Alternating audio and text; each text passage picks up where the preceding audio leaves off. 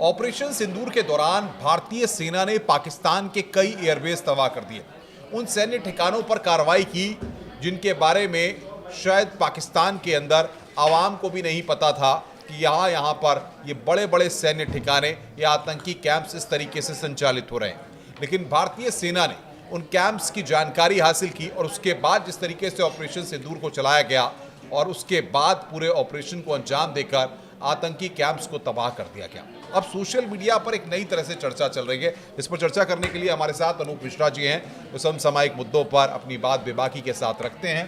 अनूप जी, स्वागत है आपका हमारे साथ चर्चा में। धन्यवाद। सबसे बड़ी बात कि सोशल मीडिया पे भारत ने जिस तरीके से प्रेस किया कि यहाँ पर टेररिस्ट कैंप्स चल रहे हैं, यहाँ पर ये और मिसाइलें दाग दी और एयरबेस तबाह कर दिए, क्या पाकिस्तान गूगल मैप्स को, क्योंकि ये माना जा रहा है कि गूगल मैप्स से जो तस्वीरें या सैटेलाइट से जो तस्वीरें ली गई हैं, तो पाकिस्तान में चर्चा सोशल मीडिया पे तमाम जगह कि गूगल बैन कर सकता है या गूगल मैप्स को बैन कर सकता है या उनके इस्तेमाल पर रोक लगा सकता है। इस तरह के कदम पाकिस्तान उठा सकता है क्योंकि मुनीर की सेना जो है बौखला गई है, परास्त हो गई है इस सब के बाद से। नहीं, बिल्कुल ठीक। देखिए, जैसे एक तो पहले ये तय कर लें कि ये सडनली नहीं हुआ था। 22 तारीख को घटना घटती है, 22 से 7 तारीख तक जो है हमने जो है 15 दिन जो है इसी पे जो है रिसर्च किया कि कहाँ पे हमें अपने टारगेट करने हैं, क्या कॉज है, कहाँ पे उनके कैंप चल रहे हैं, कि हमें किस हिसाब से एक्शन लेना है। और जब सारी चीज़ें जो है एक ठोस रणनीति बन गई हमारी तरफ से, नेतृत्व ने ये परमिशन दे दी कि नहीं आप उसको इम्प्लीमेंट कीजिए, तो फिर जो है सेना ने सारे अपने टारगेट को तय किया और सिर्फ जो सेलेक्ट टारगेट थे उनको हिट किया। ये नहीं है कि वो गए और उन्होंने पूरा का पूरा एरिया उड़ा दिया। उन्होंने अपने टारगेट को चूज किया, उसको सेलेक्ट किया। और वैसे जब प्रेस कॉन्फ्रेंस चल रही थी तो उसमें उन्होंने बताया कि उन्होंने जो एक लंबी लिस्ट थी 23 से 30 के लगभग जो है उनके टारगेट थे, फिर उन्होंने उसको और शॉर्ट लिस्ट किया। उसमें से 9 सेलेक्ट जो है एरिया निकाले जहाँ पर उन्होंने जो है अपने टारगेट को बिल्कुल हिट किया और 100% अचीवमेंट के साथ किया। अब दूसरी आप जो कह रहे हैं कि गूगल मैपिंग, देखिए पाकिस्तान के पास अपनी कोई टेक्नोलॉजी नहीं है, कोई उनका अपना सैटेलाइट नहीं है। वो जो टोटल जो है डिपेंडेंसी उनकी चाइना पे है।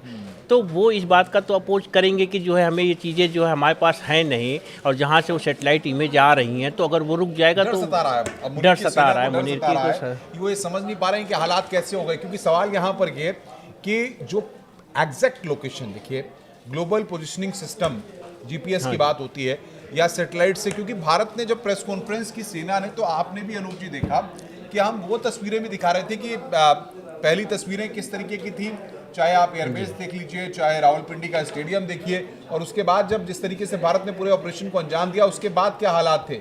तो क्या पाकिस्तान गूगल मैप्स को से या तमाम चीज़ों से घबरा गया है या इन पर कोई बैन लगा सकता है? बिल्कुल, जैसे उससे ये उम्मीद ही नहीं थी। पहले तो जब 7 तारीख को हमला हुआ तो 3 दिन तक तो वो समझ ही नहीं पाया। जब हमारे यहाँ प्रेस कॉन्फ्रेंस हुई, तस्वीरें देखी, तो वाकई में पाकिस्तान में एक बड़ी असहज स्थिति थी कि इतना सटीक टारगेट सेट करके पाकिस्तान की सीमा में आके आर्मी ने, एयरफोर्स विंग कम ने ये काम कर दिया। ये कैसे कर दिया, एक तो उन्हें पता ही नहीं चला। उनके सारे टारगेट्स फेल हो गए, उनके सारे टारगेट फेल हो गए। तो एक वो है ना, खेतों में तो हमारे पास एक लंबा अनुभव, इसरो जैसी एक संस्था है, बाकी हमारे जो स्पेस टेक्नोलॉजी में हमारी जो है वो हम विदेश मतलब पूरे विश्व में टक्कर देते हैं। हमारी स्पेस साइंस और टेक्नोलॉजी को लोग सम्मान देते हैं क्योंकि एक अच्छा रिसर्च है वो उसमें, और हमें पता भी है कि जितना हम मजबूत होंगे, अभी जब हमने मिशन चंद्रमा किया, अब हम मिशन मंगल के लिए भी तैयारी में हैं, तो कहीं ना कहीं वो इसका एक हिस्सा था जो भविष्य को देख रहा था। हम जितना स्पेस में मजबूत होंगे, अब आर्मी ने भी कहा कि आने वाली लड़ाई अलग तरीके से लड़ी जाएगी, तो इसी तरह की लड़ी जाएगी कि हमें टारगेट पहले देखना होगा। जब हमें दिख रहा है, हमें पाकिस्तान को आके टारगेट देखना है, यहाँ पे हम स्पेस टेक्नोलॉजी के जरिए, सैटेलाइट के जरिए पहले टारगेट देख ले रहे हैं कि क्या चल रहा है। तो एक ये मुनीर की सेना पूरी तरह से अब बौखलाई हुई है, वो समझ नहीं पा रही है क्योंकि भारत ने जिस तरीके से पाकिस्तान में नुकसान पहुंचाया है।